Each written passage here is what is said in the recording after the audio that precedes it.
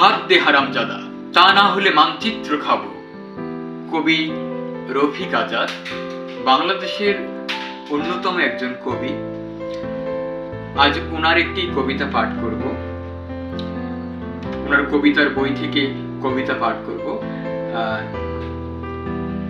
উনি যখন 1997 সালে বিরিশিরি উপজাতীয় কালচারাল একাডেমির প্রধান হিসেবে কাজ করেছিলেন নেত্রকোনায়, ওই সময় তিনি যে কবিতাগুলো লিখেছিলেন তার যে সংকলন করেছিলেন, সেই বইটির নাম হচ্ছে বিরিশিরি পর্ব। সেখান থেকেই একটা কবিতা পাঠ করে শোনাবো। ব্রাত্যজনের নিবেদন। কি আর করতে পারি, কি আর করবার আছে বলো? দুর্ভাগ্য আমার বন্ধু, তা না হলে আমি জন্মাবো বা কেন? এই কি মানুষ জন্ম? এভাবে কি মানুষ জন্মায়? মানুষের জন্ম সুমহান, কত না সুন্দর ভোরে সুমন্দ্র বাতাসে শুনি মহিয়ান জন্মের ক্রন্দন। আমার জন্মের কালে পৃথিবীতে দুঃসময় ছিল, তা না হলে এরকম হতভাগ্য সন্তানের জন্ম কেন হবে সুজলা সুফলা শ্যাম এই বাংলায়?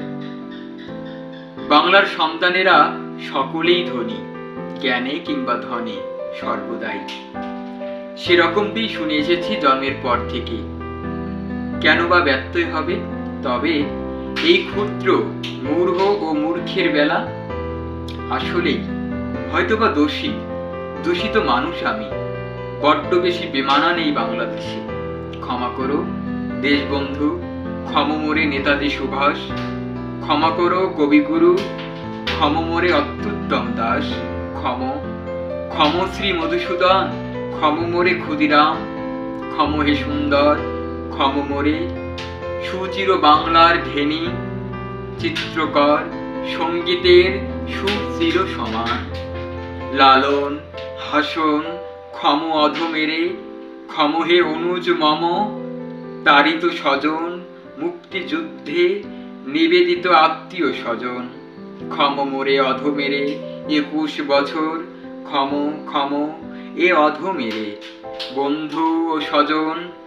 বেলাল রবিউল, জাফর খোকন, হালি, মুস্তফা দুলাল, কলিম শরাফি, ঋণী আমি অসংখ্য জনের। বন্ধুরা করবে কি ক্ষমা এই অধমেরে? করুক না করুক তারা অধমেরে, দুশ্চিন্তিত নই। শত্রু যারা তাদেরও কাছে নিবেদন এই অন্তিম সময়ে, ভুলে যেও অপরাধ মম। শত্রু কিংবা বন্ধু নাও যারা, তারা মনে রেখো কি আর বলার আছে? শেষ নিবেদন এই, আমারে লাশ বাংলার আকাশে বাতাসে, নদ নদী সহ খালে বিলে সর্বত্র এই ভস্মরূপে ছিটানো হয়, কোনো ভস্মাধারে নয়।